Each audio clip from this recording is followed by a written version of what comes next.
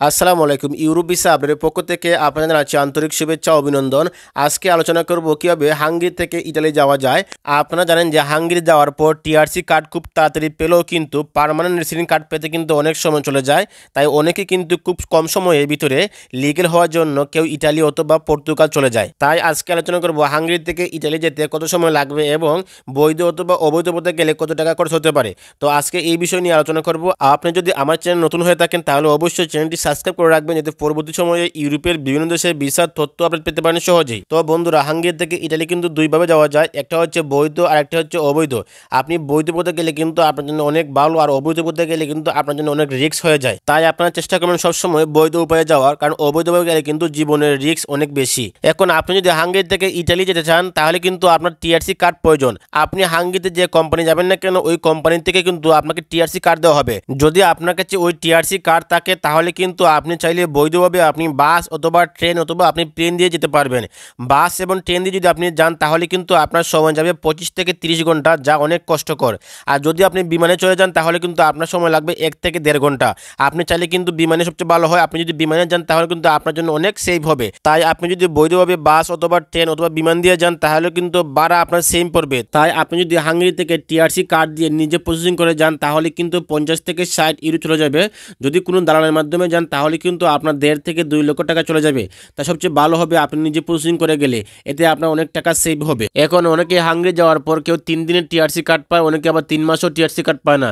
তাই অনেকে মনে করে যে হাঙ্গেরি থেকে যদি অন্য কোনো দেশে চলে যায় তাহলে কিন্তু খুব তাড়াতাড়ি লিগ্যাল হতে পারবে। তাই আপনি চাইলেও অবৈধভাবে কিন্তু হাঙ্গেরি থেকে ইতালি যাওয়া যায়। এখন আপনি যদি হাঙ্গেরি থেকে অবৈধভাবে ইতালি যান তাহলে কিন্তু আপনাকে অবশ্যই ক্রোয়েশিয়া অথবা স্লোভানিয়া হয়ে কিন্তু আপনাকে ইতালি যেতে হবে। আর এজন্য কিন্তু আপনাকে অবশ্যই ট্যাক্সি গেম অথবা লরি গেম দিতে হবে, যা অনেক বিপজ্জনক। তাই আপনি যদি অবৈধভাবে লরি অথবা ট্যাক্সি দিয়ে যদি হাঙ্গেরি থেকে ইতালি যান তাহলে কিন্তু 5 থেকে 10 দিন সময় লাগতে পারে, কারণ পরিবেশ পরিস্থিতি বিবেচনা করে কিন্তু এ ধরনের গেম দিতে হয়। তাই আপনি যদি হাঙ্গেরি থেকে ইতালি গেম দিতে চান তাহলে আপনি ট্যাক্সি গেম দিবেন। ট্যাক্সি গেম দিয়ে কিন্তু খুব তাড়াতাড়ি আপনি হাঙ্গেরি থেকে ইতালি যেতে পারবেন। তাই আপনি যদি হাঙ্গেরি থেকে ইতালি ট্যাক্সি গেম দেন তাহলে কিন্তু আপনার খরচ হতে পারে 2 থেকে 2.5 লক্ষ টাকা। আর এটি অনেক সময় আরো অনেক কম হয়ে থাকে, আর এটি নির্ভর করে কিন্তু দালালের উপর। তাই আপনারা ট্যাক্সি গেম দেওয়ার আগে কিন্তু ভালো করে বুঝে শুনে আপনারা গেম দিবেন। তাই নতুন যারা হাঙ্গেরিতে যাবেন আপনারা চেষ্টা করবেন টিআরসি কার্ডটি সংগ্রহ করার জন্য।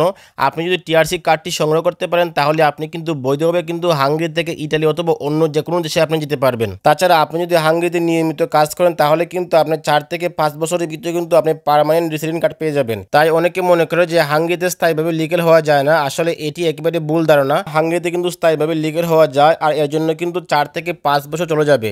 তাই অনেকে হয়তো এই সময় অপেক্ষা করতে পারে না, এজন্য তারা অন্য কোন দেশে চলে যায়। তাছাড়াও বর্তমানে কিন্তু হাঙ্গেরি ভিসা পাওয়াটা অনেক কষ্টকর। আপনারা জানেন যে অনেকে কিন্তু পারমিট পেয়েছে, অনেকে কিন্তু এম্বাসিতে ফাইল জমা করেছে, এখন কিন্তু অনেকে ভিসা পাচ্ছে না। আর বর্তমান সময়ে অনেকে পারমিট পাওয়ার পরে কিন্তু অ্যাপয়েন্টমেন্টের অপেক্ষায় বসে আছে। আর বর্তমানে কিন্তু বাংলাদেশের জন্য অ্যাপয়েন্টমেন্ট বন্ধ করে দিয়েছে হাঙ্গেরি সরকার। তো বন্ধুরা, আশা করি আপনারা বুঝতে পেরেছেন কিভাবে হাঙ্গেরি থেকে ইতালি যাবেন বৈধ অথবা অবৈধভাবে। তো বন্ধুরা, এই ছিল আজকে আমাদের ভিডিওটি। পরবর্তী সময়ে ইউরোপের বিভিন্ন দেশের ভিসার তথ্য আপডেট পেতে আমাদের চ্যানেলটি অবশ্যই সাবস্ক্রাইব করে রাখবেন এবং বেল আইকনটি অন করে দিবেন, যাতে ইউরোপের সকল ভিডিও আপনারা আগে পেতে পারেন। সবাই ভালো থাকবেন। আসসালামু আলাইকুম।